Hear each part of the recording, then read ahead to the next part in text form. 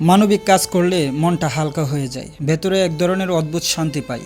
কারণ এতে শুধু অন্যের উপকারী হয় না, নিজের আত্মাটাও প্রশান্তি খুঁজে পাই। গ্রামের ভাষা এটাকে টং দোকান বলে। আর এইরকম একটা দোকান আমাদের মানবিক ইউনুস স্যার জালালপুর একজন অন্ধ মাঝিকে উপহার দিবে, সেই জন্য আমাকে দায়িত্ব দেয় এটা বানানোর। তো আমি দুইজন মিস্ত্রির সাথে কথা বলি এবং তারা আমাকে যে এস্টিমেট দেয় এই এস্টিমেট অনুসারে আমি কথা বলি কাঠের মিলে গিয়ে। তো এখানে একটা বিষয় হলো, দুইজনের মধ্যে একজনই এত দূর গিয়ে কাজ করবে। তো যিনি কাজ করবে ওনার কথা মতে আমি কাঠের হিসাব করি এবং টিন লাগবে বা লোহা লাগবে সকল কিছুর হিসাব করি। তো কাঠের হিসাব করে আমি ওনাকে কিছু টাকা দিয়ে দিচ্ছি, যেহেতু উনি আজকে আমাকে এই কাঠ দিবে না, তো কালকে দিবে। এবং এই কাঠগুলি অনেক কাটাকাটির কাজ আছে, যেহেতু টং দোকানে আপনারা সবাই জানেন যে কাঠের কাজটা বেশি। মানবিক কঠিয়াদির পক্ষ থেকে এই অসহায় মায়ের জন্য একটা ঘরের ব্যবস্থা করতেছি। আরো অনেক সহযোগিতা প্রয়োজন, যার যেমন তৌফিকে কুলায় সহযোগিতার হাত বাড়িয়ে দিন। তারপর আমরা চলে যাই টিনের দোকানে, যেহেতু টিনেরও অনেক মালামাল লাগবে, যেইগুলি আমরা এই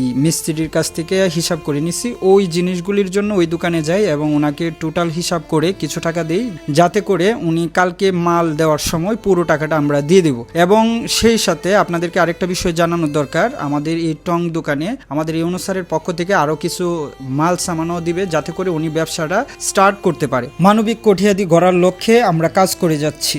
যেভাবে উদ্যোগ নেন না কেন, আমি সাথে থাকতে চাই। আমাকে প্রত্যেকটা মানবিক কাজের সাথে রাখবেন ইনশাআল্লাহ। আমি আপনাদের পাশে থেকে সাথে থেকে কাজ করতে চাই। এগিয়ে আসুন মানবতার সেবায়।